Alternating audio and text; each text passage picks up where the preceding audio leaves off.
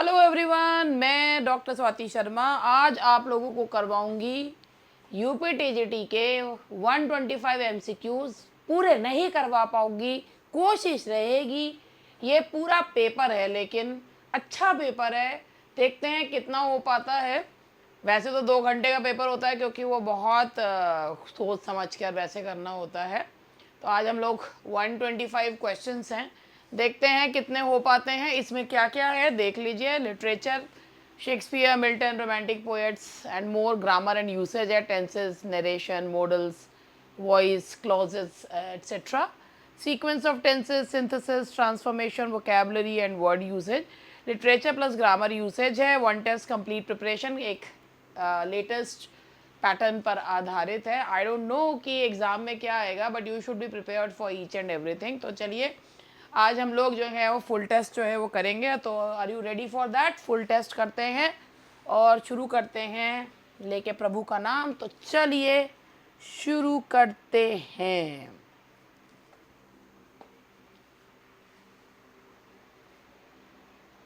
चलो जी, पहला क्वेश्चन आपकी स्क्रीन पे ये रहा। In which book of Paradise Lost do Adam and Eve meet for the first time? Book first, book 9, book 4 या बुक 5? एडम और ईव जो हैं, जो पहली बार दिखाए जाते हैं, वो दिखाए जाते हैं बुक 4 में। That is in book 4। ये थोड़ा सा मैं यहाँ पे हट जाऊँ। बुक 4 में दिखाए जाते हैं। They meet in book 4।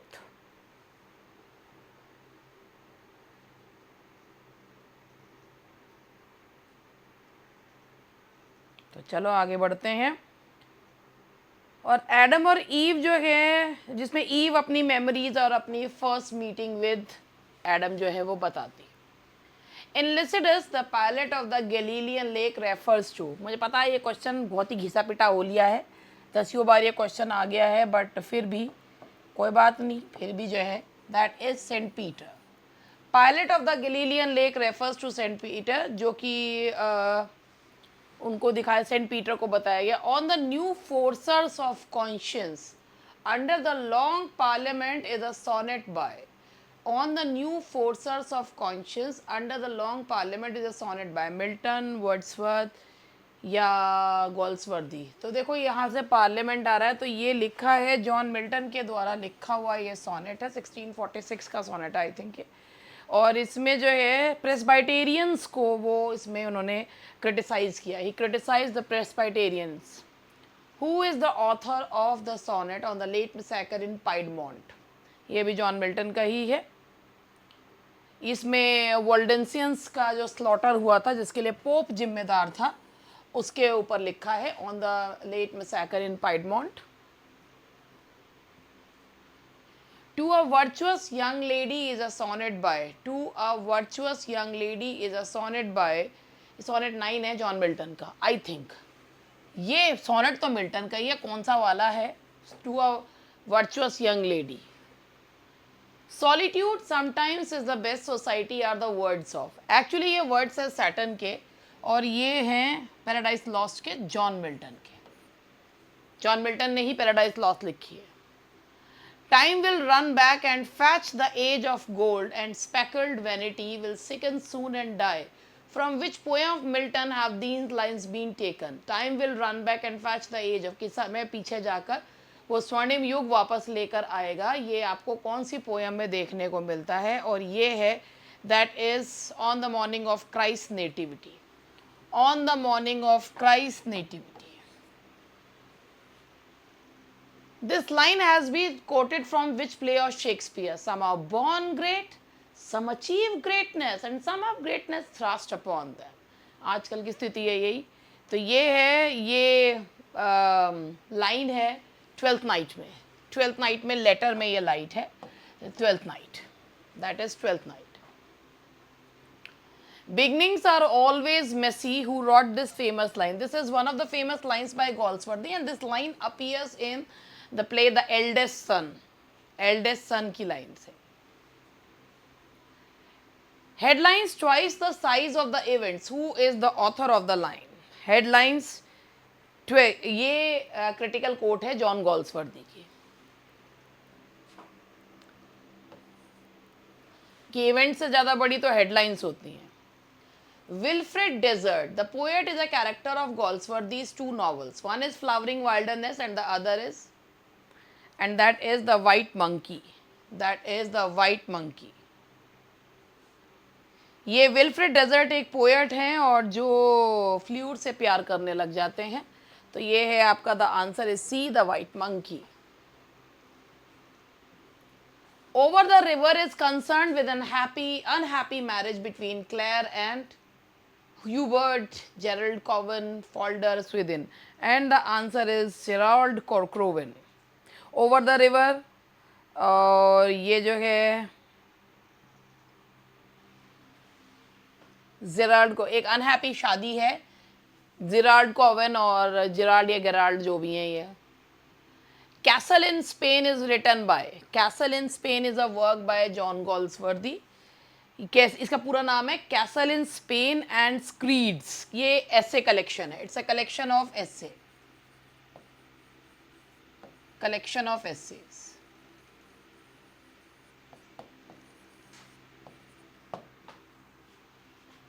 बहुत तेज की आंधी आ गई हमारे यहाँ तो, और फ़ोन पे टी टी करके वो भी आया था मैसेज भी। Who has written the critical book characters of Shakespeare's play? Hazlitt, Lamb, Nicholas Rowe या आर्नल्ड? देखिए भाई 1817 19 सेंचुरी के कौन है इनमें से? वो है Hazlitt. Characters of Shakespeare's play is a book by Hazlitt.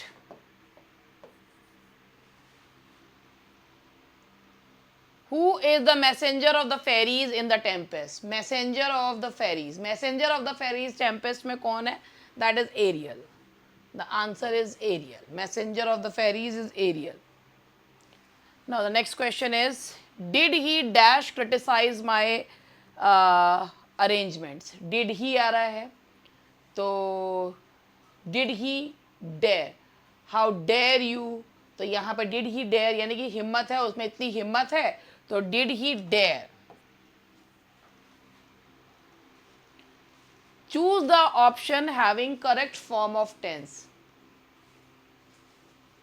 देखो भाई लास्ट नाइट से पता चल रहा है, लास्ट नाइट, लाइट आ गई क्या? देखना आ गई। लास्ट नाइट से पता चल रहा है कि वर्ब की पास्ट फॉर्म यानी कि सेकंड फॉर्म लगाएंगे, पास्ट इंडेफिनिट टेंस लगाएंगे, इसीलिए इसका आंसर है he came back last night.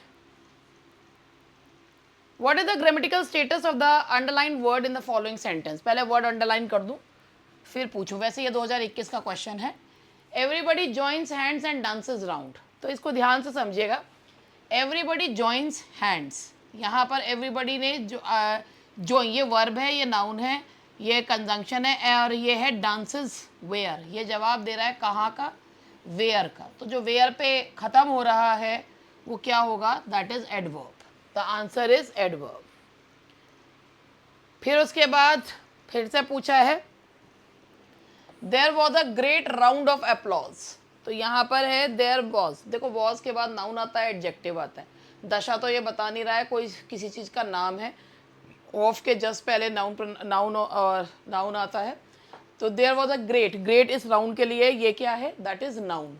The answer is A, noun. I must finish the work today, the underline modal auxiliary. I must, must क्या बता रहा है? कंपल्शन बताता है, नेसेसिटी बताता है, लाइकलीहुड बताता है, क्या बताता है? आई must finish the work today. और ये बताता है मस्ट, अगर हम फर्स्ट पर्सन में लेते हैं ना तो बताता है कंपल्शन, कि मुझे करना ही करना है, ये काम मुझे एब्सोल्यूट पर्सनल ऑब्लिगेशन होता है। तो एब्सोल्यूट पर्सनल है, that is compulsion. I would rather read than talk, would rather जो है ये क्या बता रहा है? आई वुड रादर जो है that is a preference. Would rather, I would rather have tea than coffee, preference. Correct the following sentence, इसको ध्यान से समझिएगा, वैसे इतना कोई रॉकेट साइंस तो ये है नहीं। इट वॉज कोल्ड, देखिए इट एक मौसम के लिए यूज़ किया जा रहा है। ये यहाँ पर हमारा हेल्पिंग वर्ब ये कॉपुला यूज हुआ, और इट वॉज हमने लगाया कोल्ड। तो ये मौसम के लिए बताया गया कि ये कोल्ड है, ठीक है। अब कोल्ड हो गया एडजेक्टिव, तो एडजेक्टिव को मॉडिफाई कौन करेगा? एडवर्ब। तो क्या आएगा? It was bitterly cold, it was bitterly cold. Antonym of strapped, strapped का मतलब होता है बिल्कुल ही जो लुटे पुटे हाल में, जो बहुत ही गरीब होता है उसको स्ट्रैप्ड बोला जाता है। तो उसका ऑपोजिट होगा that is rich. Antonym of esoteric, ये एंटोनिम्स बताने हैं। एंटोनिम ऑफ एसोट्रिक, देखिए यहाँ पर एसोट्रिक का मतलब होता है कि एक ऐसी चीज जो केवल थोड़े ही लोगों के द्वारा समझी जाएगी, understood only by a few people, मतलब बहुत कम लोगों के द्वारा ही समझी जाएगी, जिनको कुछ स्पेशल नॉलेज होगी। और इसका एंटोनिम होगा अपैरेंट, स्पष्ट, जो सबको समझ में आ जाएगा। एंटोनिम ऑफ स्वाव, स्वाव जो वर्ड होता है इसका मतलब होता है चार्मिंग, पोलाइट, स्मूथ, सोफिस्टिकेटेड। तो उसका ऑपोजिट होगा एरोगेंट एंड डिसडेनफुल। तो वो क्या होगा? दैट, देखो भाई स्वाव का होता है सोफिस्टिकेटेड, पॉलिश्ड, रिफाइंड, और उसका ऑपोजिट होगा एरोगेंट, डिसडेनफुल। तो वो आपको कौन सा देखने को मिल रहा है? वो आपको देखने को मिल रहा है haughty, that is haughty. Shakespeare was the Homer, or father of our dramatic poets. Johnson was the Virgil, the pattern of elaborate writing. I admired him, but I love Shakespeare. इस एक लाइन से पहचान जाइएगा, I love Shakespeare, and that is John Dryden. An essay of dramatic poesy में कहा है John Dryden, an essay of dramatic poesy. Which figure of speech is also known as echoism? Echo से आप समझ जाइए जिसमें आवाज आए, echoism alternate structural term, linguistic term है ओनोमोटोपिया के लिए। तो ये बज, हिस, ओनोमोटोपिया। सिनोनिम ऑफ रीपास्ट, रीपास्ट एक फॉर्मल नाउन होता है जिसका मतलब होता है मील, फूड। तो क्या होगा इसका? एक सेलिब्रेटरी फीस्ट जिसे कहा जाता है। तो the answer is B, a banquet. Synonym of perky, perky, perky का मतलब होता है cheerful, lively, full of high spirits, खुश मिजाज इंसान, that is cheerful. Synonym of permeate, permeate का मतलब होता है चारों तरफ फैल जाना। The answer is pervade, PERVAD। As I am tired, I cannot be able to climb the hill now. इसमें आपको क्या करना है? इस वाले को में ये बताना है, इसमें ये इसको सब्सटीट्यूट करना है। As I am tired, I cannot be able to climb the hill now. मैं गर्मी में क्यों खड़ी हूँ?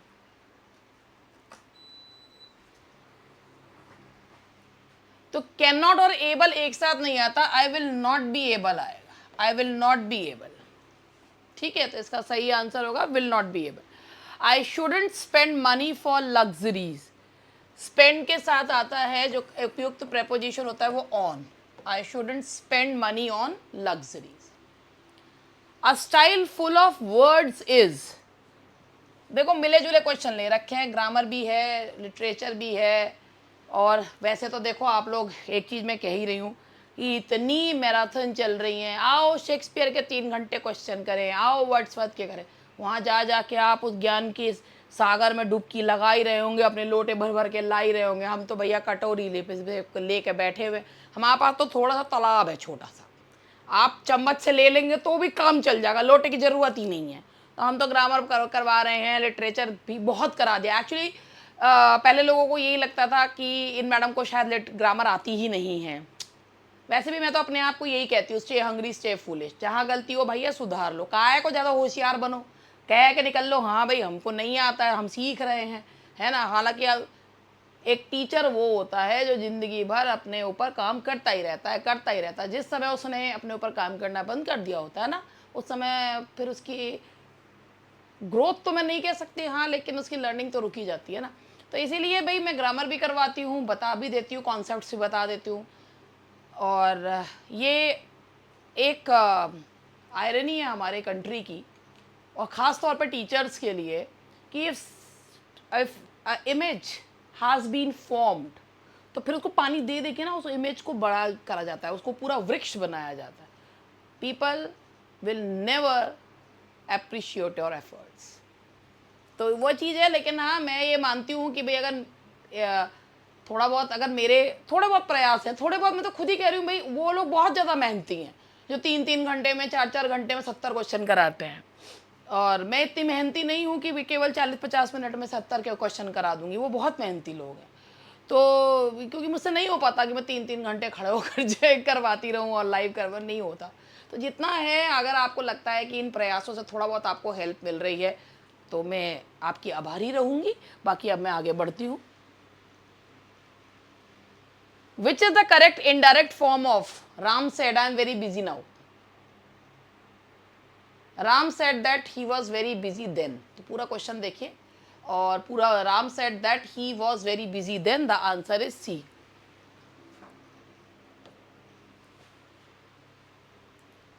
In indirect speech, how does will typically change if the reporting verb is in the past? In indirect speech, how does will typically change if the reporting verb is in the past? तो भाई will जो है वो will जो है भाई would में change होता है, और अगर फर्स्ट पर्सन के हिसाब से हो गया तो भाई वो शुड में भी चेंज हो सकता है, वैसे वुड में होता है। तो वुड की क्या लगाएंगे? विल जो है it changes into would. Where do you live? Ask the stranger. The stranger asked where I lived. क्योंकि जब डू और डिड आते हैं ना, तो उनको हम इनडायरेक्ट फॉर्म में उनके को चेंज नहीं करते हैं, है ना। वेयर डिड आई लिव या वेयर आई, वो बनता ही नहीं है, क्योंकि वेयर आई लिव्ड हो जाता है, क्योंकि वहाँ हेल्पिंग वर्ब नहीं आता। तो where I lived, where I lived, the answer is B.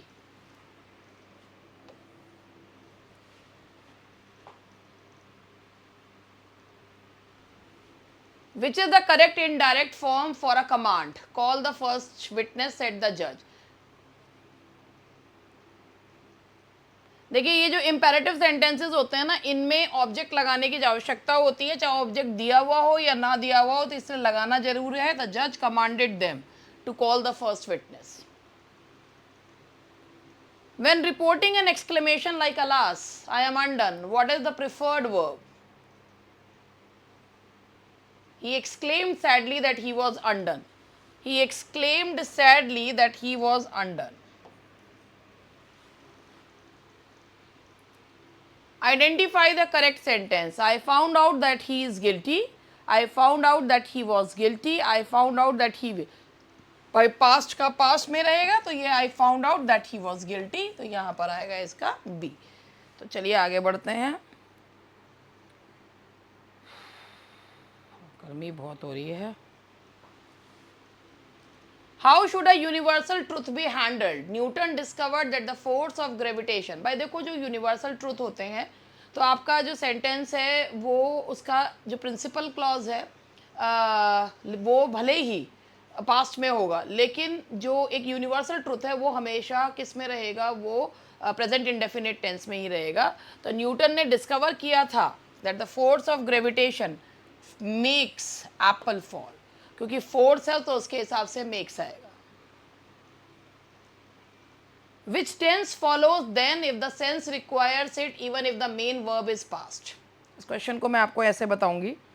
देखिए, ये क्वेश्चन मैंने यहाँ पर इसको निकाला भी था, इस वाले क्वेश्चन को।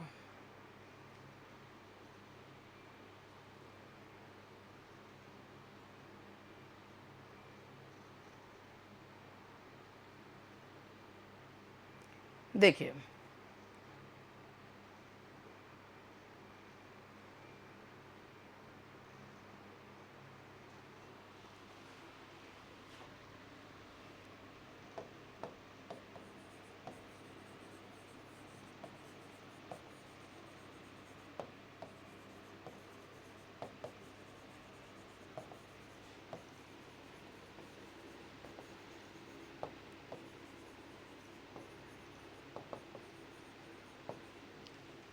अगर आपके सेंटेंस में देन आ रहा है तो भले ही आपका जो प्रिंसिपल क्लॉज है वो पास्ट में भी लिखा हो, लेकिन आपका जो देन से शुरू होने वाला क्लॉज है उसमें पास्ट टेंस भी आ सकता है, उसमें प्रेजेंट टेंस भी आ सकता है। वो डिपेंड करता है सेंस ऑफ द सेंटेंस पे। तो ही हेल्प्ड हिम मोर, उसने उसके जितने वो अपने बच्चों की भी नहीं करता है उतनी उससे उससे ज़्यादा करी। तो it depends on the tense required by the sense. तो any tense required by the sense, ये मैंने यहाँ लिखा भी है। In the sentence he liked you better than he, अब मैंने अभी ये चीज़ बताई, यहाँ पर आप लाइक्ड भी लगा सकते हैं, लाइक्स भी लगा सकते हैं, बोथ आर करेक्ट, क्योंकि देन के बाद वो सेंस पर डिपेंड करता है कि वो प्रेजेंट भी आ सकता है, वो पास्ट पे आ सकता है। तो it can be both of the answers are correct, वो कोई सा भी हो सकता है। If the principal verb is present the subordinate verb may be, ये देखिए only if the principal verb is present. अब ये वाला भी मैं आपको बताती हूँ, यहाँ पर इसका भी एग्जाम्पल से आपको बताऊंगी। देखो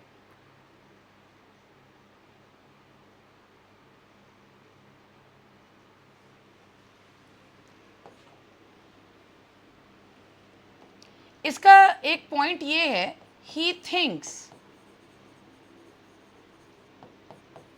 that she is there, he thinks that she was there। तो ये अगर प्रिंसिपल वर्ब प्रेजेंट में है तो आपको ये प्रेजेंट और future tense in the principal clause may be followed by any tense. ये मैं अपने आप से नहीं बोल रही हूँ, रेनन मार्टिन के रूल्स हैं। लेकिन अगर सबऑर्डिनेट क्लॉज पर्पस डिनोट करता है तो जो है सबऑर्डिनेट क्लॉज प्रेजेंट में रहेगा। अगर सबऑर्डिनेट क्लॉज पर्पस बताता है तो वो फिर किस में रहेगा, वो फिर जो है प्रेजेंट में रहेगा। लेकिन अगर प्रिंसिपल वर्ब प्रेजेंट में है और सबऑर्डिनेट क्लॉज पर्पस नहीं बता रहा है तो any tense required by the sense, चाहे आप प्रेजेंट लगाओ, पास्ट लगाओ, फ्यूचर लगाओ, कुछ भी लगाओ, सही है। He is too proud to beg, too को सो दैट से हटाते हैं। ही इज सो प्राउड, बताइए क्या होना चाहिए। He is so proud that he will not beg, he is so proud that he cannot beg या he will not beg, या आप कोई भी he is proud enough not to, he is so proud that he will not beg या he cannot beg, ये दोनों ही में से कुछ भी हो सकता है।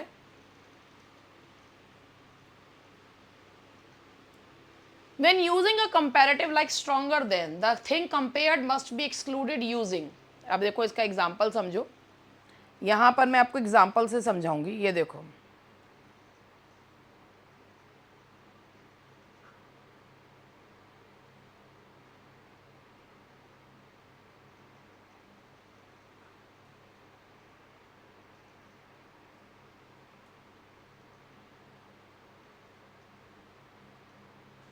देखिए,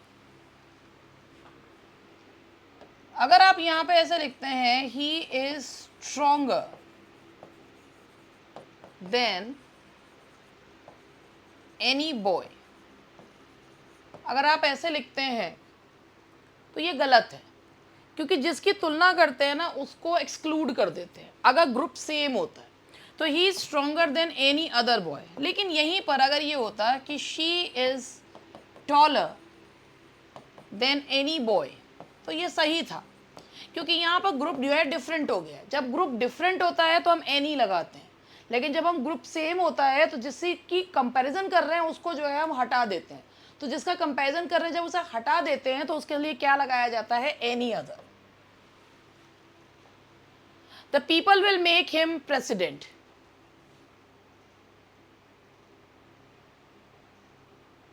he will be made president by the people, he will be made president by the people।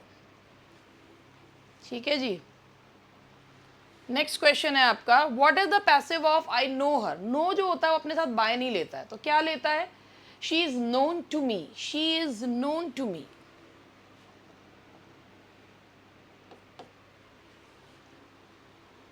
I always love my country.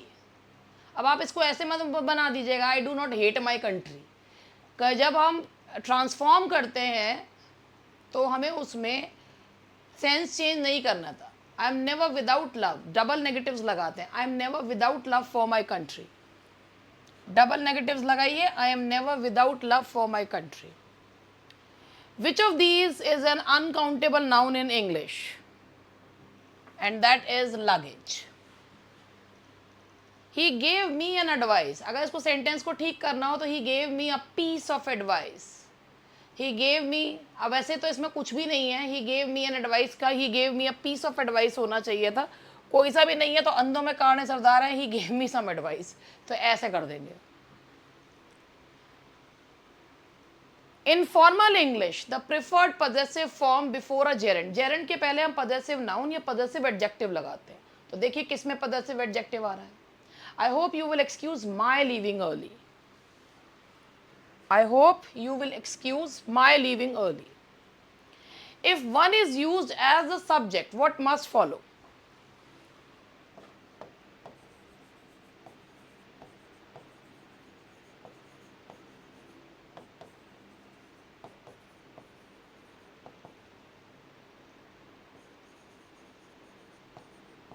One को फॉलो वन ही करता है, तो इसीलिए क्या आएगा, ए वन.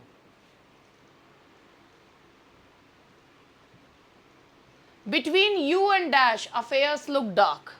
देखिए बिटवीन जो है वो प्रेपोजिशन है, और जो प्रेपोजिशन होता है उसके बाद ऑब्जेक्टिव केस ऑफ प्रोनाउन आते हैं. ऑब्जेक्टिव केस प्रोनाउन आते हैं, तो ऑब्जेक्टिव केस प्रोनाउन आई का ऑब्जेक्टिव केस क्या होगा, मी, और यू का तो यू ही रहता है, और 2 3 1 लगता है, तो यहाँ क्या आएगा, बिटवीन यू एंड मी.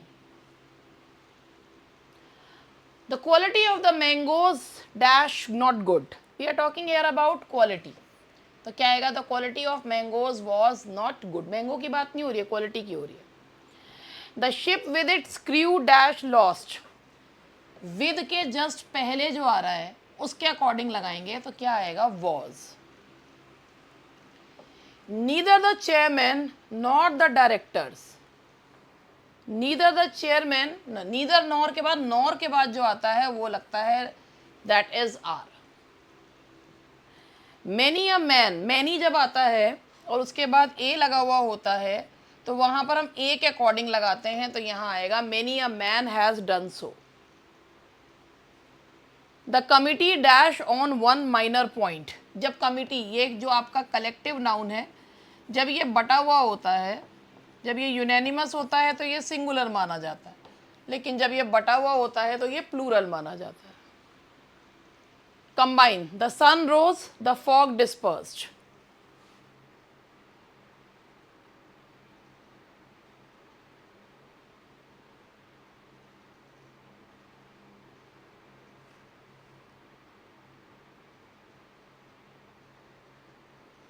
हाँ जी, the sun rose, the fog disperse. तो भाई ये नॉमिनेटिव एब्सोल्यूट है, द सन हैविंग राइजन, ये जो है द सन हैविंग राइजन ये नॉमिनेटिव एब्सोल्यूट है आपका. The fog dispersed. I have no boots.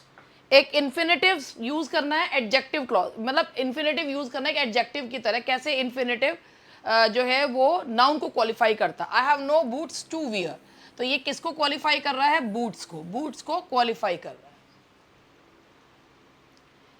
That you have come pleases me. ये that you have come pleases me, ये pleases me आपका principal clause है. What pleases me, that you have come, and it's a noun clause. अब ऐसे इसमें underline हुआ नहीं था तो मैंने खुद अंडरलाइन करके बता दिया कि I am asking about that you have come. He died in the village where he was born. तो हमारा जो क्लॉज है वो ये है, where he was born. तो ये जो विलेज है ये नाउन है, ये जो वेयर है ये आपको एडवर्ब लग रहा होगा, है भी रिलेटिव एडवर्ब है, लेकिन ये किसको क्वालिफाई कर रहा है, नाउन को. तो जब यहाँ पर बताया नाउन के बारे में जा रहा है तो वो क्या बन जाता है, वो होता है आपका एडजेक्टिव क्लॉज. वो एडवर्ब क्लॉज नहीं होता है, वो एडजेक्टिव क्लॉज होता है, क्योंकि वो किसके बारे में बता रहा है, नाउन के बारे में बता रहा है. Strike the iron while it is hot. अब ये पूछा ये कौन सा क्लॉज है, strike the iron when it is hot, तो ये कौन सा है, व्हेन का जवाब दे रहा है, that is adverb clause. What is the tag for I am right? Tag जो लगाते हैं, टैग लगाते हैं, कॉमा लगाते हैं, उसके बाद एक कंप्रेस्ड फॉर्म में वर्ब लेते हैं, और अगर हमारा सेंटेंस जो होता है वो अफर्मेटिव होता है तो टैग नेगेटिव लगता है, सेंटेंस नेगेटिव होता है तो टैग पॉजिटिव लगता है, और आई एम का होता है aren't I. I am right, aren't I. Let's go to the beach, बताइए इसमें क्या लगना चाहिए? Let's go to the beach, and that is shall we? Let's go to the beach and the answer is shall we. Wait a minute, 1 minute का इंतजार करिए। तो यहाँ पर आना चाहिए विल यू, करेंगे क्या या नहीं करेंगे? इसमें टैग जो है आपका लगना चाहिए, क्या लगना चाहिए?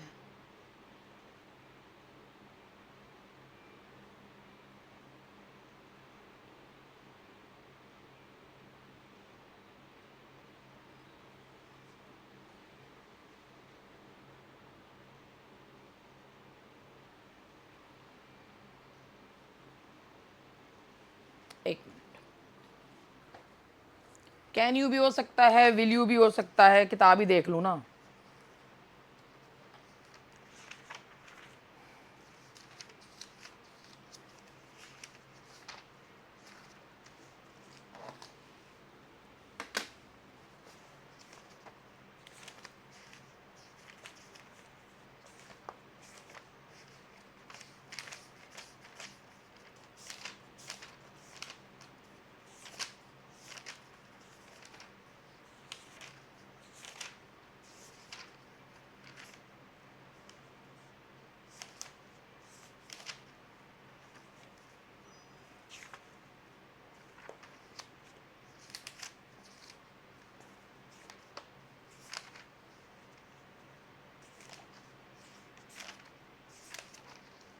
इसमें will you, want you, can you कोई सा भी यूज़ कर सकते हैं, और अभी मुझे जो है इसमें मिल नहीं रहा है, तो मैं ढूंढ तो रही थी मगर मुझे मिल नहीं रहा। मिल गया, मिल गया।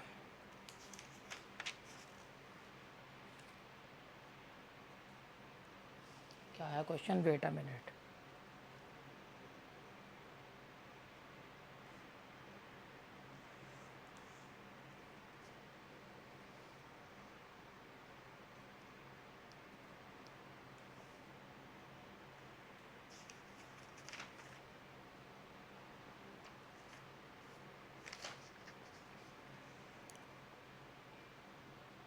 इसमें जो टैग दिया हुआ है वो कैन यू दिया हुआ है। Wait a minute, can you. तो मैं भी वही कह रही हूँ, क्योंकि भाई ये बात ये है कि ये बुक का है, ये रेन एंड मार्टिन की बुक का 31 चैप्टर है, पेज नंबर 274 उस पर दिया हुआ है। तो वैसे तो विल यू भी हो सकता है, लेकिन उसमें चूंकि मैं इसलिए चेक कर रही थी कैन यू, तो हम इसमें यहाँ कैन यू मान रहे हैं। क्या कर सकते हो कि कैन यू। देखिए, ये एक उसी का ही क्वेश्चन है, subject plus verb plus noun के हिसाब से कौन सा सेंटेंस करेक्ट है। पहले सब्जेक्ट लगाओ, वर्ब लगाओ, नाउन लगाओ या प्रोनाउन लगाओ प्लस टू। सब्जेक्ट लगाओ, I would like you to stay, I would like you to stay. The answer is B. She made the boy dash whole work. She made the boy, यहाँ पर positive verb आता है, bear infinitive लगता है। She made the boy do the whole work. He is senior dash, he is senior to me. He was found guilty dash manslaughter. बताओ भाई, सारे questions ये वाले जो हैं ये हमने रेन एंड मार्टिन के लिए रखे हैं। He was found guilty of manslaughter, guilty के साथ लगता है आपका of. He was found guilty of manslaughter. Mumbai is famous for, ये क्वेश्चन रिपीट हुआ है। मुंबई इज, वैसे मुझे इतने क्वेश्चन याद रहते नहीं है मगर कुछ बेकार से क्वेश्चन याद रह जाते हैं। Mumbai is famous for its textiles. The dog was hit by a boy with a stick, by a boy with a stick. I prefer tea to coffee. यह क्वेश्चन तो बहुत ही कॉमन हो गया। अब ये है, यहाँ पर ये कंडीशनल के सेंटेंसेस लिखे हुए हैं। ये टाइप 1 है। टाइप 1 कंडीशनल कौन सा होता है कि जिसमें आप एक शर्त लगाते हैं और उस शर्त पर आधारित रिजल्ट आ भी सकता है और नहीं भी आ सकता। ठीक है जी, तो उसे कहते हैं, जैसे if you study hard you dash a first class, तो if you study hard you will, तो ये जो है यहाँ पर प्रेजेंट इंडेफिनेट और फ्यूचर इंडेफिनेट लगता है। If I were a millionaire how dash you spend your time, अगर मैं मिलियनर हो गए तुम अपना टाइम कैसे स्पेंड करोगे? मोस्ट प्रोबेबली ये आपस में पति पत्नी या प्रेमी प्रेमिका या कुछ इस तरीके से बात जो है वो कर रहे हैं, और तो how would you spend your time. Type 2 होता है जिसमें प्रेजेंट के अनफुलफिल्ड डिजायर है, कोई एक डिजायर बताते हैं, प्रेजेंट की डिजायर बताते हैं। If I had seen him, ये थर्ड कंडीशनल होता है जिसमें पास्ट में कोई काम हो सकता था मगर हो नहीं पाया।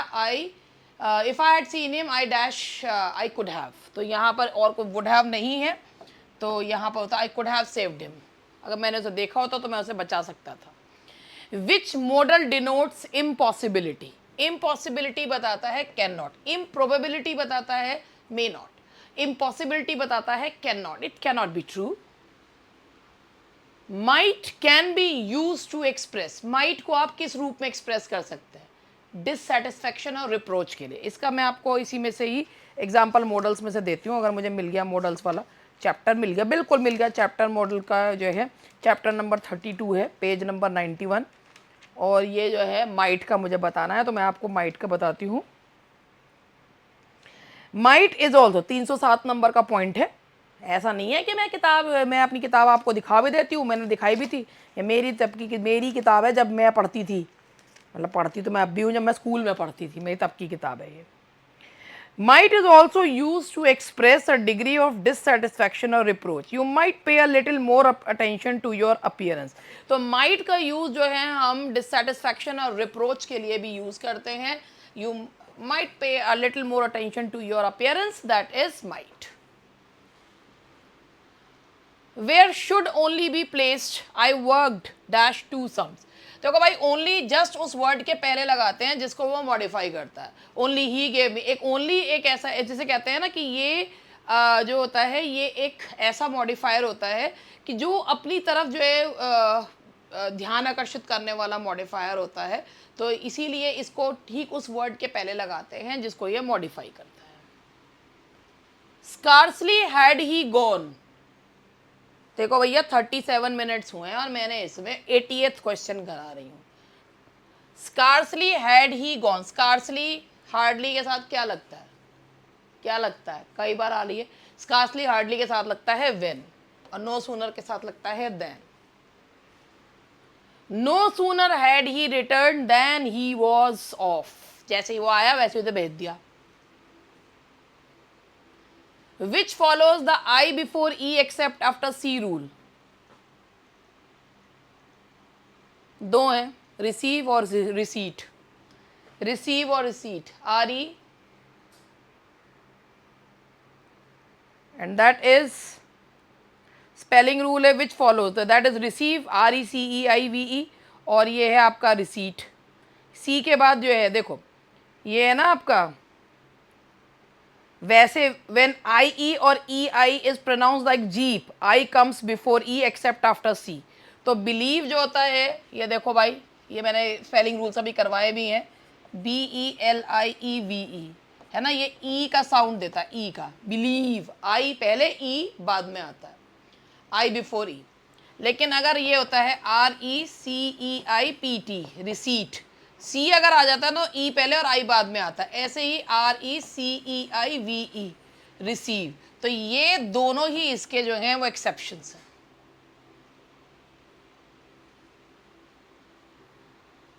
One syllable words ending in single wall plus single consonant, the consonant before a suffix starting with a wall, that is double, double हो जाता है। ठीक है जी।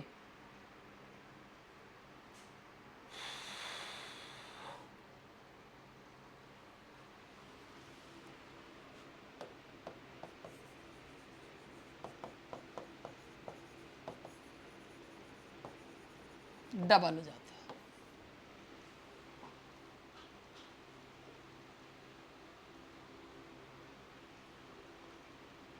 Dash is about the slow erosion of a republic caused at least partly by the selfishness of politician. ये वाला इस question को ध्यान से पढ़िएगा।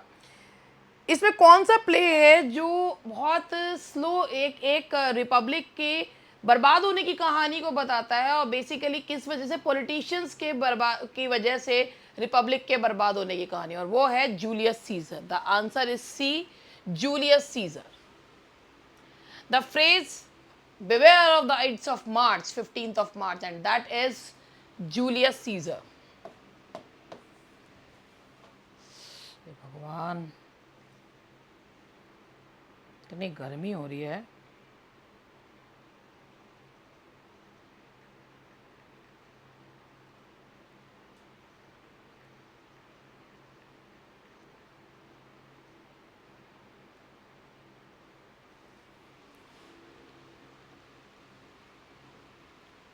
Hamlet appeared in the year 1610, 1605, 1601।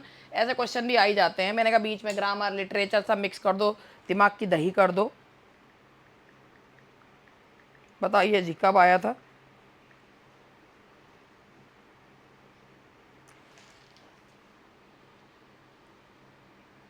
देखो 1599 से 1601 के बीच में हुआ था, तो इसीलिए इसमें हम तीनों में से 1601 मानेंगे। 1599 से 1601 के बीच में, तो 1601। Dash become a prototype for the hero in search of his own self and meaning. ऐसा कौन सा हीरो है जो अपने आप को ही ढूंढता रहता है, अपनी आइडेंटिटी जो है वो ढूंढता रहता है? उसका क्या नाम है? That is, he is a, मतलब वो वेस्टर्न लिटरेचर का क्विंटेसेंशियल जो है एग्जिस्टेंस ढूंढने वाला जो है चरित्र है हमारा हैमलेट।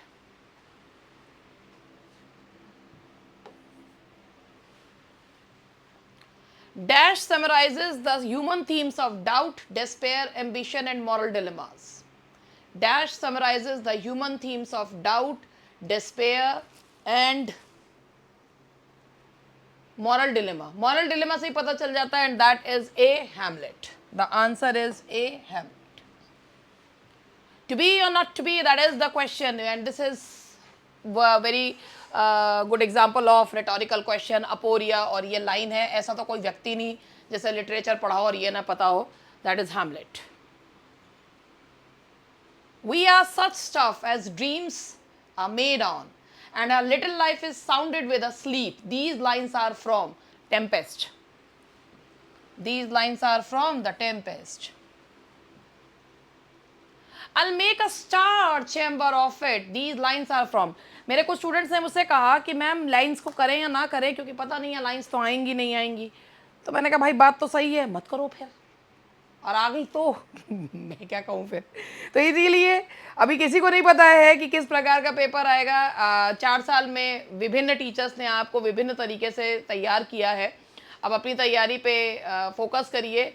सबसे बड़ी बात होती है कि एग्ज़ाम के समय में फोकस्ड रहना, दिमाग जो है वो इधर उधर ना हो, और दूसरे की तैयारी को जांचने के चक्कर में अपना दिमाग खराब कर लेना। There are so many people you will find कि जो आपसे पूछते रहेंगे तुम क्या कर रहे हो, अरे यार हमारी तो तैयारी नहीं हो रही, और वो तैयारी करके बैठे होते हैं। उनका सोल पर्पस होता है दूसरे को दिमाग की शांति भंग करना।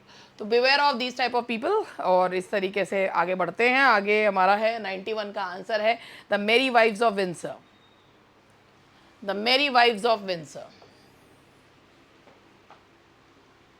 Oh, it's an excellent to have a giant strength, but it is tyrannous to use it like a। ये बहुत अच्छी बात है कि अगर आपके पास बहुत ज़्यादा ताकत है, मगर उसे एक राक्षस की तरह यूज़ करना ये बहुत गलत बात है। एंड दैट इज शेक्सपियर का जो प्रॉब्लम प्ले है, that is major for major. Major for major.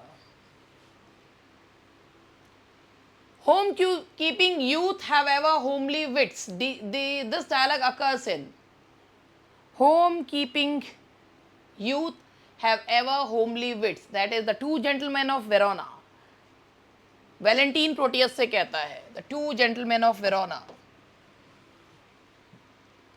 The reason for Saturn's fall might best be described। Saturn को के जो पतन का मुख्य कारण हम क्या मानेंगे? दैट इज घमंड। घमंड। ईव के फॉल का कारण क्या मानेंगे? दैट इज वैनिटी, मूर्खता। आ गई भोली औरत सैटर्न के चढ़ाए में। द मेन रीजन, ये एडम जी बहुत ही भोले इंसान, ये भी आ गए चढ़ाए में। The main reason for Adam's fall might best be described as love for ewe.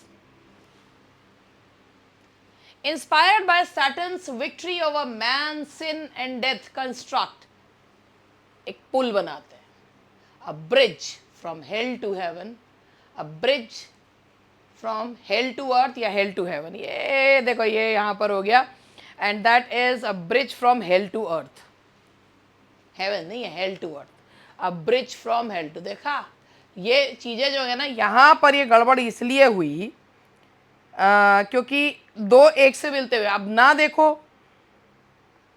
हो जाएगी ना गड़बड़।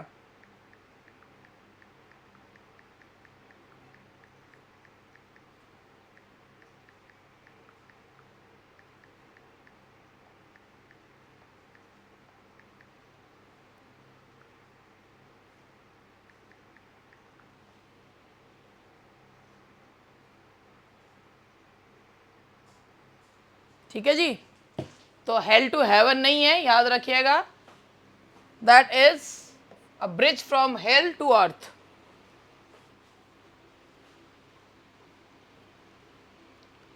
After they have eaten from the tree of knowledge, the first thing Adam and Eve do is, when they got to know, when they come in their senses, the first thing they do is to satisfy their carnal desires.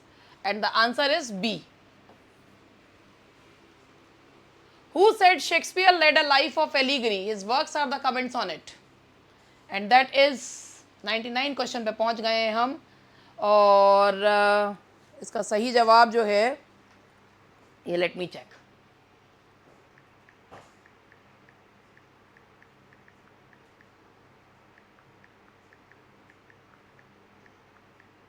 कई बार कुछ question में मुझे confusion हो जाता है। हाँ ठीक है, Shakespeare led a life of allegory, his works are the comments on it. ये वाला कई बार ऐसा होता है ना कि आप कंफ्यूज हो जाते हैं।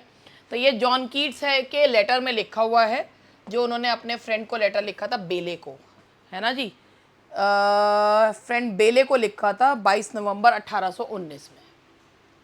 Who said and so speckled in such pomp doth lie that kings for such a tom would wish to die।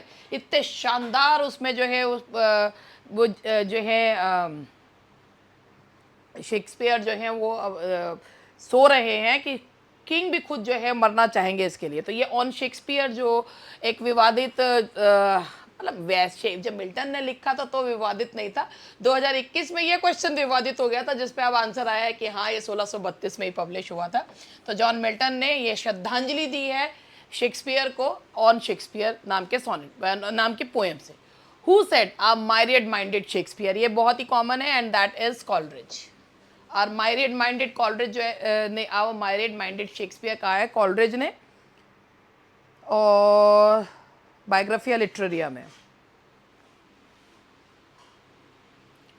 Doth God exact day labor light denied? I only ask, but patience to prevent that murmur from which sonnet of Milton these lines have been quoted। ये है but patience, ये जिसमें patience को क्या करा जा रहा है, पर्सोनिफाई किया गया है, ये है on his blindness। Which sonnet is not written by John Milton? Sonnet है ही नहीं ना, वो है ode to the west wind, ये तो ओड है, और ये किसकी है, ode to the west wind जो है ये है हमारे प्रिय शैले जी की। Which is not a sonnet by Milton?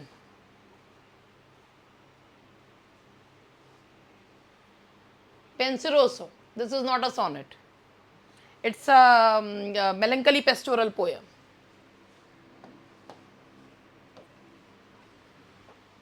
Who is the author of the poem on Shakespeare 1630? And that is John Milton। अगर किसी ने भी ये कहा कि ये क्वेश्चन पेपर बहुत आसान है और ऐसा पेपर नहीं आएगा, तो उठा कर ना जो है पीजीटी का पेपर देख लो, ठीक है। पेपर किसी भी लेवल का आ सकता है, कुछ भी आ सकता है, सब तरीके की तैयारी करो, इजी भी करो, डिफिकल्ट भी करो। बेकार में हम बेचारे टीचर्स को ट्रोल ना करो, ऐसी जो है टीचर सबसे ज़्यादा निशाने पे रहते हैं। सबसे ज़्यादा निशाने पे कौन रहता है? Teachers. On Shakespeare 1630 is written in lyric couplet या जो है मीटर फॉर्म आयरनी, क्या किसको क्या कहेंगे इसको? जो है ऑन शेक्सपियर जो लिखी गई है पोयम, किस रूप में लिखी गई है?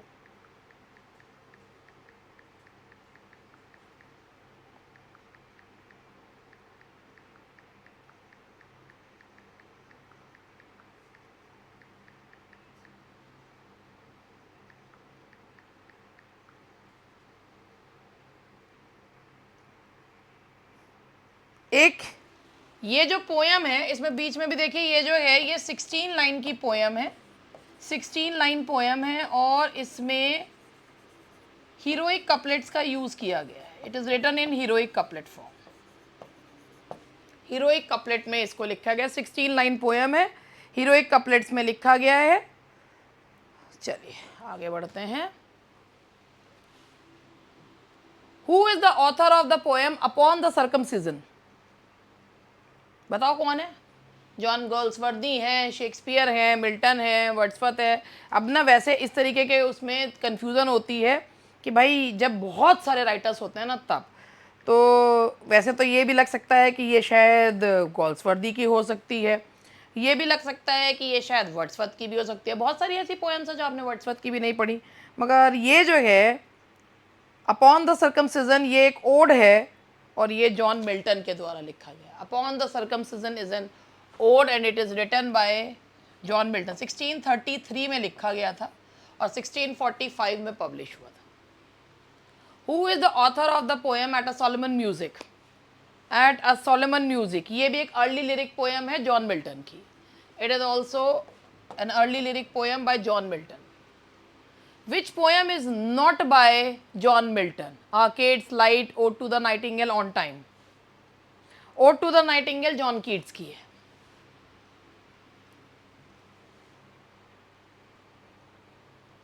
मतलब इनमें से जो है मुझे तो इसमें ये वाला मुझे लग रहा है ये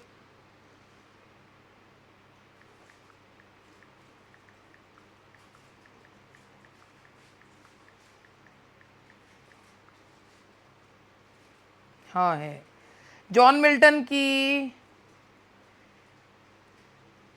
लाइट करके कोई पोएम नहीं है। When I consider how my light is spent है, पर इसमें क्या है ना, वैसे तो जो है वो नहीं है कि इसमें सिंपल लाइट तो नहीं है।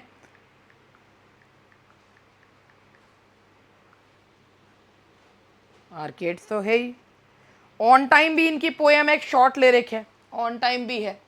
बस ये इसको मानते हुए कर लेते हैं कि when I consider how my light is spent ये इनकी है। But ode to the nightingale तो पता ही है कीट्स की है। To Cyriack Skinner is a sonnet by to Cyriack Skinner, ये भी जो है किनका है? जॉन मिल्टन जी का है।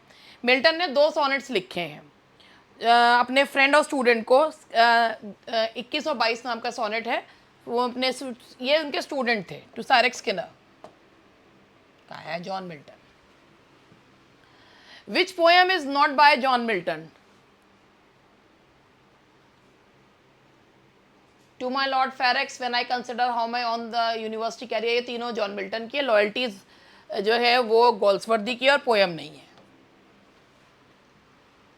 In whose honor Milton wrote his Arcades?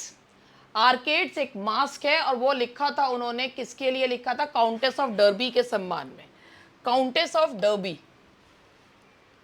Milton arcade falls under the category of, Milton का आर्केड्स जो है वो आता है mask, that is pastoral mask. ये उसमें ये पेस्टोरल मास्क में लेंगे। आर्केड्स जो है वो पेस्टोरल मास्क है। फिर द क्लास के पेस्टोरल मास्क वो कोट मास्क है।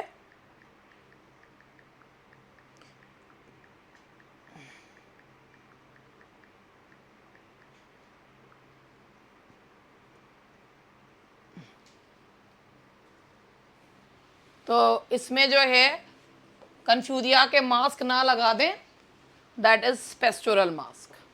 What's a ballad? पढ़िए और बताइए। बैलेड क्या होता है? एक छोटा सा सॉन्ग होता है जिसमें कहानी होती है। It's a song transmitted orally which tells a story.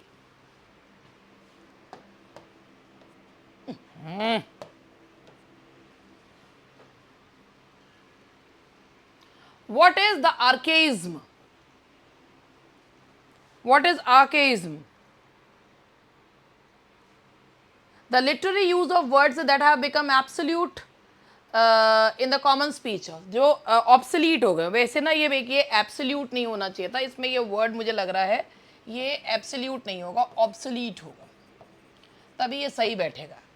The literary use of एक आर्केइज्म का मतलब होता है घिसा पिटा, तो लिटरेरी यूज ऑफ एक ऐसे शब्द जो घिसे पिटे हो गए हों उनके लिए जो है हम क्या यूज करते हैं? Archaism, archaic. Choose the correctly spelled word. देखिए SU, इसमें कोई है SUZERAINTY, ठीक है। सुजेरेंटी यानी कि इसका मतलब पोजीशन और power of a dominant state exercising varying degree of control over a dependent से, सुजेरेंटी। तो ये है SUZERAINTY।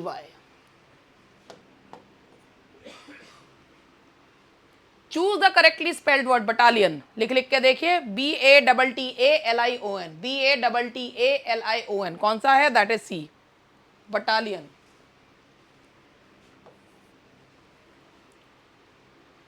ये इस ईडियम का मीनिंग बताइए। Carry off your feet, to be in anger and excitement. इसका मतलब होता है to be overwhelmed by intense emotion, बहुत ज़्यादा जो है भावनाओं, बहुत ज़्यादा भावनाओं में बह जाए, गुस्से में आ जाना। कास्ट एंड एस्पर्शन, कास्ट एंड एस्पर्शन का मतलब होता है कि किसी के ऊपर इस तरीके का ब्लेम, कुछ ऐसा ब्लेम लगाना कि उसके कैरेक्टर के लिए उस डेरोगेटरी रिमार्क करना, उसे कहते हैं cast and aspersion, to blame. Catch at a straw, catch at a straw, या तो कैच एट अ स्ट्रॉ या क्लच एट अ स्ट्रॉ।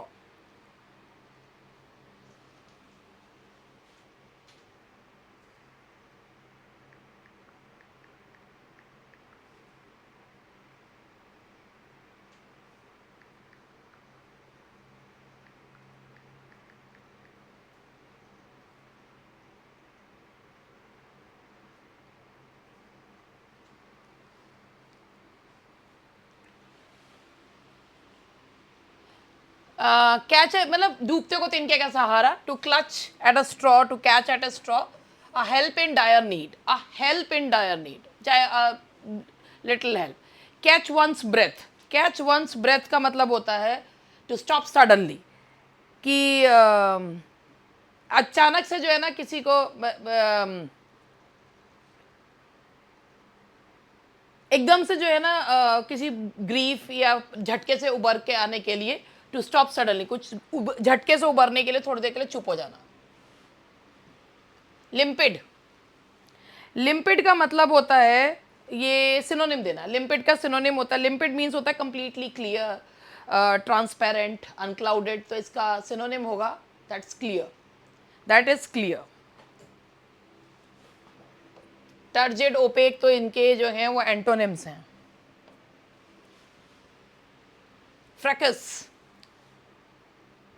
फ्रैकस का मतलब होता है नॉइजी, डिस्टर्बेंस, बहुत ही ज़्यादा डिस्टर्बेंस को हो जाता है, तो इसका जो सिनोनिम होगा वो होगा टसल, फिजिकल टसल, थोड़ी बहुत छोटी मोटी लड़ाई जो हो जाती है, that is tussle. We found him a good friend, we found him a good friend, हमने उसको एक अच्छे दोस्त से मिलवा दिया। He was found a good friend by us, the answer is A. And the last question for today, करवा दिया पूरा मैंने वैसे। Identify the correct spelling, that is reconnaissance, और मिलिट्री सर्वे या स्काउटिंग मिशन के लिए होता है, मिलिट्री सर्वे या स्काउटिंग मिशन के लिए, that is a. RECONNAISSANCE, reconnaissance. Answer is ए. तो हेयर आई रेस्ट. तो भैया मैं जो है मैं खुद ही मानती हूँ मैं बहुत स्लो इंसान हूँ. मेरे से 2-2 3-3 घंटे लगातार नहीं पढ़ाया जाता. तो मैं इस बात के लिए माफ़ी मांगना चाहूँगी. 1 घंटे में ही 125 ही क्वेश्चन करवा पाई हूँ. Sorry for that. अपनी तैयारी पे फोकस रहिए, अच्छे से पढ़िए. That's all for today.